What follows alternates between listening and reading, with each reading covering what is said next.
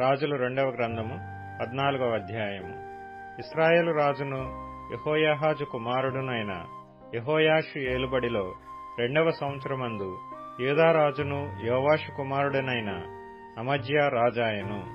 అతడు ఏలనారంభించినప్పుడు 25 ఏండ్ల వాడై యెరూషలేమునందు 29 సంవత్సరములు ఏలెను. అతని తల్లి యెరూషలేము కాపురస్తురాలైన యెహోయద్దాను. ఇతడు తన పితరుడైన దావీదు చేసినట్టు చేయకపోయినను యెహోవా దృష్టికి నీతి గలవాడై తన తండ్రి అయిన యోవాషు చేసిన ప్రకారము చేసెను. అయితే అతడు ఉన్నత స్థలములను కొట్టివేయలేదు. జనులు ఇంకనూ ఉన్నత స్థలములలో బలులనర్పించుచు ధూపము వేయుచూ నుండిరి. రాజ్యమందు తాను స్థాపింపబడిన తరువాత రాజగు తన తండ్రిని చంపిన తన సేవకులను అతడు హతము చేయించెను. అయితే కుమారుల దోషమును బట్టి తండ్రులకు మరణశిక్ష విధింపకూడదు, తండ్రుల దోషమును బట్టి కుమారులకు మరణశిక్ష విధింపకూడదు. ఎవని పాపము నిమిత్తము వాడే మరణశిక్ష నందును అని మోషే వ్రాసి ఇచ్చిన ధర్మశాస్త్రమందు యెహోవా ఇచ్చిన ఆజ్ఞను బట్టి ఆ నరహంతకుల పిల్లలను అతడు హతము చేయలేదు. మరియు ఉప్పులోయలో అతడు యుద్ధము చేసి ఎదోమీయులలో 10,000 మందిని హతము చేసి సెలా అను పట్టణమును పట్టుకొని దానికి యొక్తయేలని పేరు పెట్టెను. నేటి వరకు దానికి అదే పేరు. అంతటా అమజ్యా ఇశ్రాయేలు రాజైన యెహూకు పుట్టిన యెహోయాహాజు కుమారుడైన యెహోయాషు నొద్దకు దూతలను పంపి, మనము ఒకరినొకరము దర్శించున్నట్లు నన్ను కలియరమ్మని వర్తమానము చేయగా, ఇశ్రాయేలు రాజైన యెహోయాషు యూదారాజైన అమజ్యాకు ఈలాగు వర్తమానము పంపెను. లెబానోనులోనున్న ముండ్ల చెట్టొకటి నీ కుమార్తెను నా కుమారునికిమ్మని లెబానోనులోనున్న దేవదారు వృక్షమునకు వర్తమానము పంపగా, లెబానోనులోనున్న దుష్టమృగము వచ్చి ఆ ముండ్ల చెట్టును త్రొక్కివేసెను. నీవు ఎదోమీయులను హతము చేసినందున నీ హృదయమందు నీవు అతిశయపడుచున్నావు.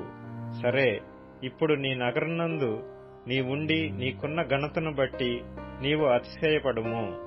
నీవు మాత్రముగాక నీతో కూడా యూదావారును కూలునట్లుగా నీవెందుకు అపాయములో దిగుదువని చెప్పినను అమజ్యా విననొల్లనందున ఇశ్రాయేలు రాజైన యెహోయాషు బయలుదేరి యూదా సంబంధమైన బెత్షెమెషు పట్టణము దగ్గర తానును యూదారాజైన అమజ్యాయును కలిసి కొనగా, యూదావారు ఇశ్రాయేలు వారి ఎదుట నిలవలేక అపజయముంది అందరును తమ తమ గుడారములకు పారిపోయిరి.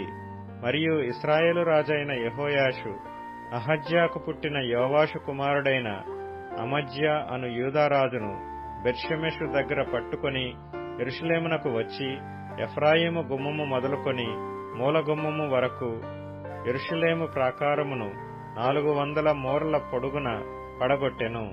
మరియు యెహోవా మందిరమునందును రాజనగరునందును కనబడిన బంగారము, వెండి మొదలైన సమస్త వస్తువులను పట్టణస్థులలో కుదువ పెట్టబడిన వారిని తీసుకొని షోమ్రోనునకు వచ్చెను.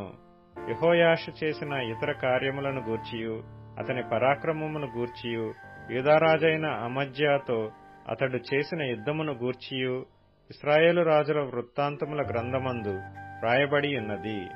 అంతటా యెహోయాషు తన పితరులతో కూడా నిద్రించి షోమ్రోనులో ఇశ్రాయేలు రాజుల సమాధియందు పాతిపెట్టబడెను. అతని కుమారుడైన యెరోబాము అతనికి మారుగా రాజాయెను. యూదారాజైన యోవాషు కుమారుడైన అమజ్యా ఇశ్రాయేలు రాజైన యెహోయాహాజు కుమారుడైన యెహోయాషు మరణమైన తరువాత 15 సంవత్సరములు బ్రతికెను. అమజ్యా చేసిన ఇతర కార్యములను గూర్చి యూదారాజుల వృత్తాంతముల గ్రంథమందు రాయబడి ఉన్నది. అతని మీద యెరూషలేములో జనులు కుట్ర చేయగా అతడు లాకీషు పట్టణమునకు పారిపోయెను. గాని వారు లాకీషునకు అతని వెంట కొందరిని పంపిరి. వారు అక్కడ అతనిని చంపి గుర్రముల మీద అతని శవమును యెరూషలేమునకు తెప్పించి దావీదుపురమందు అతని పితరుల సమాధిలో పాతిపెట్టిరి. అప్పుడు యూదా జనులందరూ 16 సంవత్సరముల వాడైన అజర్యాను తీసుకొని అతని తండ్రి అయిన అమజ్యాకు బదులుగా పట్టాభిషేకము చేసిరి. ఇతడు రాజైన తన తండ్రి తన పితరులతో నిద్రించిన తరువాత ఏలతు అను పట్టణమును బాగుగా కట్టించి యూదావారికి దానిని మరలా అప్పగించెను.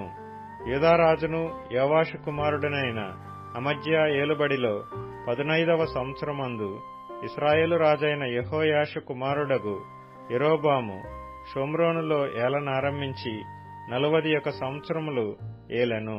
ఇతడును ఇశ్రాయేలు వారు పాపము చేయుటకు కారకుడగు నెబాతు కుమారుడైన యెరోబాము చేసిన పాపములను విడువక అనుసరించి యెహోవా దృష్టికి చెడుతనము జరిగించెను. గత్హేపెరు ఊరివాడైన అమిత్తయికు పుట్టిన తన సేవకుడైన యోనా అను ప్రవక్త ద్వారా ఇశ్రాయేలీల దేవుడగు యెహోవా సెలవిచ్చిన మాట చొప్పున ఇతడు హమాతునకు పోవు మార్గము మొదలుకొని మైదానపు సముద్రము వరకు ఇశ్రాయేలు వారి సరిహద్దును మరలా స్వాధీనము చేసుకొనెను. ఎలయనగా అల్పులేమి గనులేమి ఇశ్రాయేలు వారికి సహాయులెవరనూ లేకపోయిరి. యెహోవా ఇశ్రాయేలు వారు పొందిన బాధ ఘోరమైనదనుకొనెను. ఇశ్రాయేలను పేరు ఆకాశము క్రింద నుండి తుడిచివేయనని యెహోవా సెలవిచ్చియుండెను గనుక యెహోయాషు కుమారుడైన యెరోబాము ద్వారా వారిని రక్షించెను.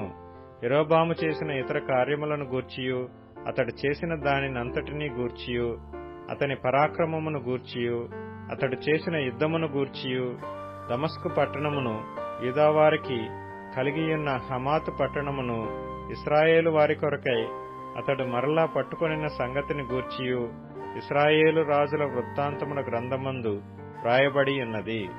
యెరోబాము తన పితరులైన ఇశ్రాయేలు రాజులతో కూడా నిద్రించిన తరువాత అతని కుమారుడైన జకర్యా అతనికి మారుగా రాజాయెను.